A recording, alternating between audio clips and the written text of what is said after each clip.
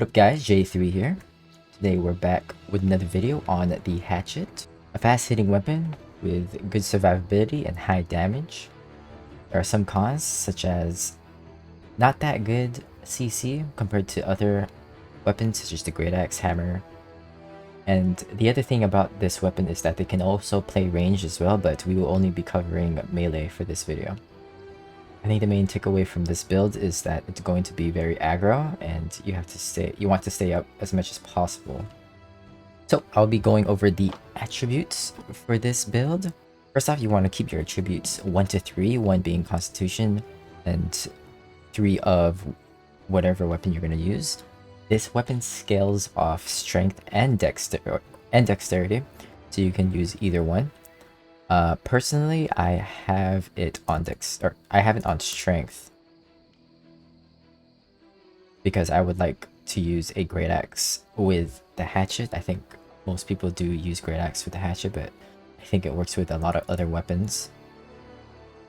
And of course, we will want Constitution because we need to survive, so it will look something like this. You can either be 50 Constitution for more health with 150 Strength or 150 Dexterity. If you notice yourself dying too much, I recommend even lessening your damage and going for more health. Now, going into the skill explanations, I'll be only going over what I have for my build.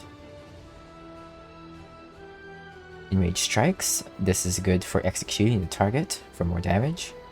Accumulated Power, since I will be prioritizing light attacks the whole time spamming left click, I'm not going to be doing that much heavy, so this will benefit me with more damage from the in power. The first skill we will get is Berserk, straight up more damage, and the passives I'll go over in a second for 12 seconds. Increased movement speed during Berserk. We get health back, is always good for sustain. Removes crowd control abilities, specifically stun, slows, and roots from yourself, so this is really good. But the thing is that this only triggers once every 180 seconds or 3 minutes. And uninterruptible Berserk, so you can't get interrupted during Berserk, so you can't be staggered or if someone puts hit you with a heavy attack. This is very important to stay up in their face to do as much damage as possible. Against all odds, there's usually an enemy in the 5-meter range, so this is very good to have for PvE and PvP. When your health drops below 30, you remove these debuffs: bleed, burn, poison, pretty much the dots every minute. Helps you survive. Fail Rush, this will be your second skill you would be using, which hits the foe twice. This is another I would put under the category of executing, so more damage if they're below 50% health. So these two will be synergized with each other in Rage Strikes with Dispatch. Crippling Strikes, if you hit from the back, typically you'll want to try to be behind everyone's back anyway for the crit. It will also immobilize them for 2 seconds. Fortifying Strikes will help you stay up front. This will give you more damage absorption as long as you're spamming that left click. So it will synergize with what I mentioned earlier with Accumulated Power.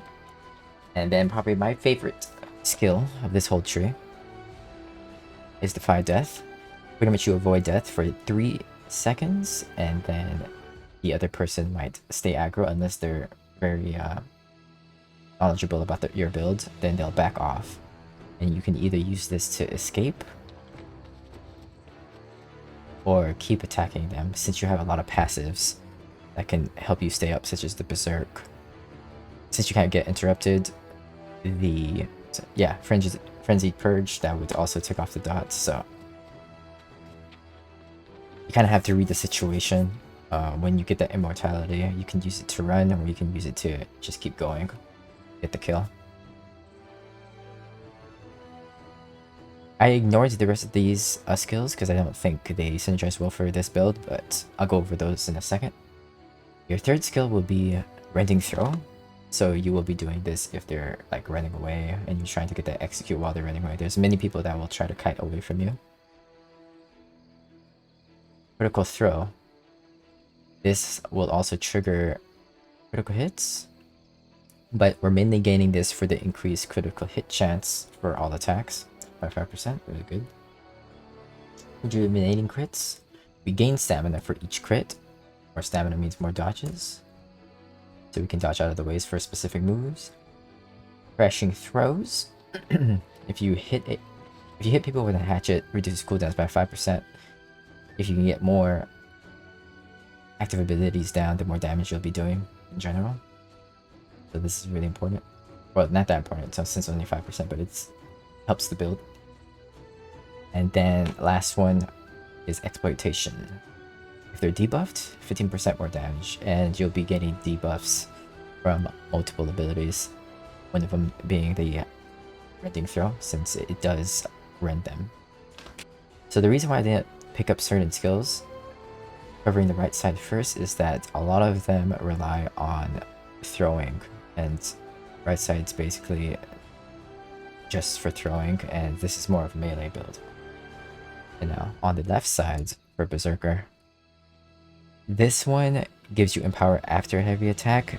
2 passives has already been explained that they require you to do a light attack, so this won't synergize well. Desperate Refresh. This one can be used, but while you're like dying, right? You're gonna get reduced cooldown, but by the time you hit 30% health, you might be dying, and you only have like 3 seconds to get your cooldowns back. So it's a little difficult. This one was a little difficult to slot in. And then Raging Torrent. This could be replaced. So let's say, for example, you want to do a dungeon, right? I would actually switch out Rending Throw for Raging Torrent, because this is good for DPS, especially in dungeons. So you can definitely use this ability. Movement speed on this isn't that important, but this one is another big hitting move. If you're doing dungeons, you won't be hitting all 4 of your abilities in PvP. So that's why I would only recommend this for dungeons, since it will do 120% damage on the last hit. And only on the last hit. This thing hits about 4 times. Now, the skill prioritization. At level 1, I would pick up a Berserk. Level 2, either Rending Throw or Feral Rush. And then level 3, you will want to pick either Rending Throw or Feral Rush. The more active abilities you have, the easier it will be for you to level throughout the game. And then focusing on left side. I'm going to focus left side first.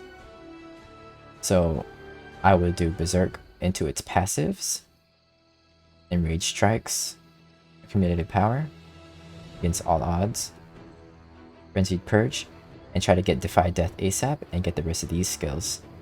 And then you do the right side next into a Critical Throw, crits, Refreshing Throws, and then Exploitation. And then weapons I would recommend for the Hatchet, as I said earlier. Very famous, a lot of famous builds has Great Axe with the Hatchet, but I don't think... No, Great Axe is a good option for it, since it helps close the distance, and also has decent CC from the abilities. But if you want to use other weapons, such as the hammer, spear, and even sword, you can totally do it. Hatchet is a very versatile weapon that can, since it scales both off dex and strength, you can pick whatever. And then for the dex weapons, you can pick bow, rapier, musket, spear even.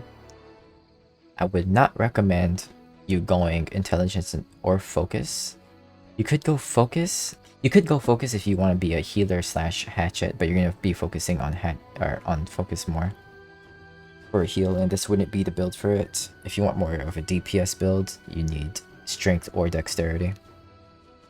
I'm even personally thinking about, since I feel like I need ranged, I want to try out Hatchet with the musket, since a lot of people keep running from me when I try to hunt them down. Alright guys, if you guys have any questions, please leave a comment below. I'll be happy to answer or discuss anything about the Hatchet. I would like to mention that I also stream on Twitch at Jester3. And I'll see you guys in the next video. Peace.